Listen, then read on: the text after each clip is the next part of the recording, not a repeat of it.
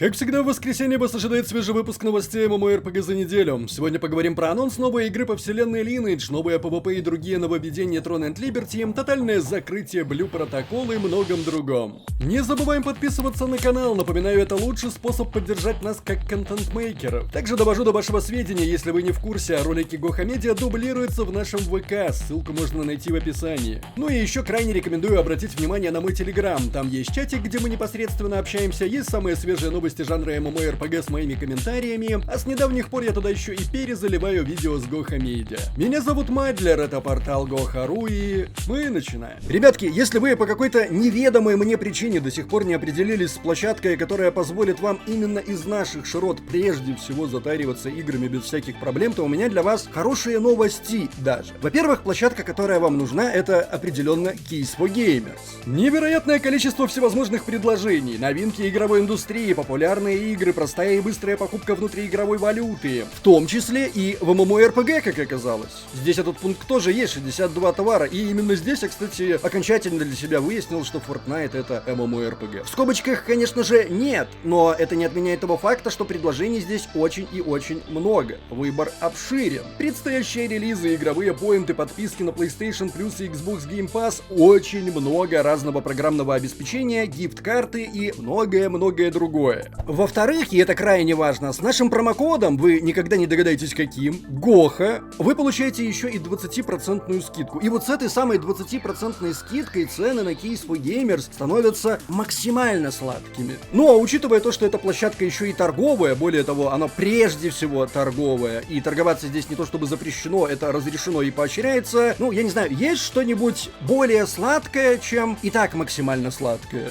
Вопрос, разумеется, риторический. Кроме того, на Keys for Gamers, разумеется, нет никаких сложностей с оплатой, в том числе имеется поддержка карт МИР. В общем, как вы понимаете, Keys for Gamers может существенно облегчить вам жизнь. Ссылка в описании и закрепленном комментарии, и не забывайте вводить промокод Гоха, оно того точно стоит. В недавней прямой трансляции менеджер сообщества Lord of the Rings Online рассказал, когда игроки могут ожидать запуска предстоящего бесплатного DLC The Dragon of the Storm. Грядущий инстанс должен был появиться на лайв-серверах уже на этой неделе. Не знаю, не проверял. Трансляция также затронула текущие легендарные серверы Ангмар и Мордор. При этом менеджер подтвердил, что команда больше не планирует вносить изменения в порождение малых призраков, потратив большую часть времени на корректировку скорости их появления. Для тех же, кто ждет новых моделей персонажей эльфов, их, вероятно, покажут на тестовом сервере в сентябре. Разработчики Star Citizen из Cloud Imperium Games объявили о релизе обновления 3.24 для альфа-версии их проекта. Вместе с обновлением игроки получили доступ к полностью переработанной системе грузов и персональным ангарам, которых фанаты ждали уже очень долго. В честь этого события разработчики поделились двумя видео с демонстрацией нововведений. Состоялся официальный релиз дополнения The War Within для World of Warcraft для тех, кто решил не приобретать расширенные издания. Теперь и владельцы базовой версии аддона могут начать исследовать новые зоны, в том числе Нерубианскую империю, куда вернулась Ксал Атат и собирает новые силы, чтобы воплотить в жизнь свои планы относительно Азерота. Однако Ксал Атат не будет обычным антагонистом, поскольку она будет появляться на протяжении всей саги. Среди новых возможностей расширения — Норы, небольшие инстансы, которые можно проходить в одиночку или с 4 друзьями и NPC-компаньоном для получения наград. Также игровым персонажам стали доступны новые героические таланты, позволяющие еще больше настроить специализацию вашего класса с помощью новых способностей и многого другого. Разработчики Black Desert представили новую дорожную карту на сентябрь, в которой указана дата выхода дополнения «Страна Утра Сеул», новая коллаборация и пробуждение класса Доса. «Страна Утра Сеул» выйдет 12 сентября. Обновление, как и оригинальная «Страна Утра», черпает вдохновение как в реальных источниках и локациях Кореи, так и в корейских сказках и легендах. Новое путешествие будет проходить в провинции Хванхэ, а новый контент будет включать в себя 12 сборников сказок, 4 новых боссов, 7 кооперативных боссов Черного Храма и новое оружие. В дорожной карте также было объявлено о новой коллаборации Black Desert и Berserk, которая появится на ПК и консолях 5 сентября. Пробуждение Досы тоже не за горами. Персонаж предстанет перед нами в преображенном виде с новыми способностями, навыками и прочим. В дорожной карте на сентябрь 2024 года он уже указан, но это единственный пункт, точная дата которого пока не названа.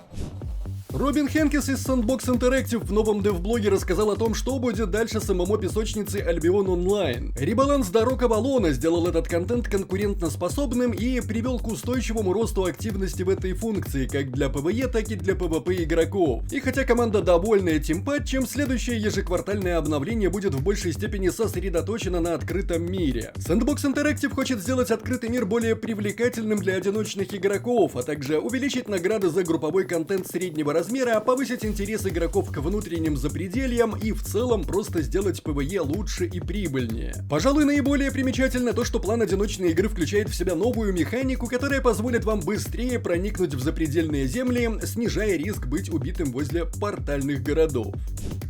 Новая глава в истории онлайн-игры Age of Water, объявлена Gaijin Entertainment. Эпизод «Против течения» обещает увлекательное приключение и новые возможности для игроков. Вас ждут схватки с могущественными противниками, обновление кораблей, захватывающие квесты и битвы. Среди новых боссов можно выделить быстрый катер с огнеметами, неуязвимый бронекатер и корабль с дымовыми завесами и ракетными установками. Этот эпизод завершает одну из главных сюжетных линий игры, начатую еще весной.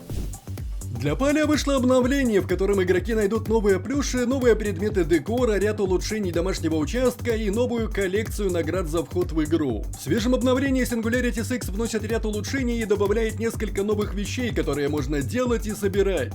Особенно глубокие изменения коснулись домашнего участка. Среди этих улучшений возможность поиска рецептов и предметов прямо на верстаке и в хранилище, а также счетчик декора и предметов, которые можно увидеть в меню жилья и в режиме размещения, чтобы следить за всем, что вы разместили. Декорирование домашнего участка получило некоторые изменения качества жизни, включая отмену ограничения на количество объектов в блоках и увеличение лимита цветов на домашнем участке до 1000. Новый набор предлагает 29 новых предметов на выбор, если вы хотите добавить новый стиль в свой дом. Рецепты доступны для большинства предметов, а некоторые эксклюзивны для черного рынка. Также в игре появились уникальные плюши, которые можно получить, просто занимаясь охотой на чапа в дикой природе.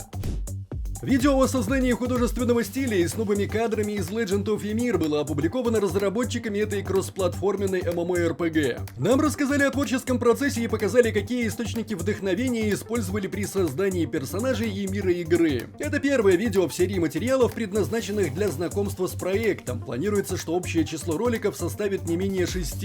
Создавая визуальный стиль, художники ориентировались на культуру Северной Европы и скандинавские мифы. Это отразилось как в одежде персонажей, так и в облике игровых локаций. Основное внимание уделено реализму, а также элементам мрачности и суровости. С использованием 3D-сканирования были воссозданы лица персонажей, чтобы придать им невероятную реалистичность.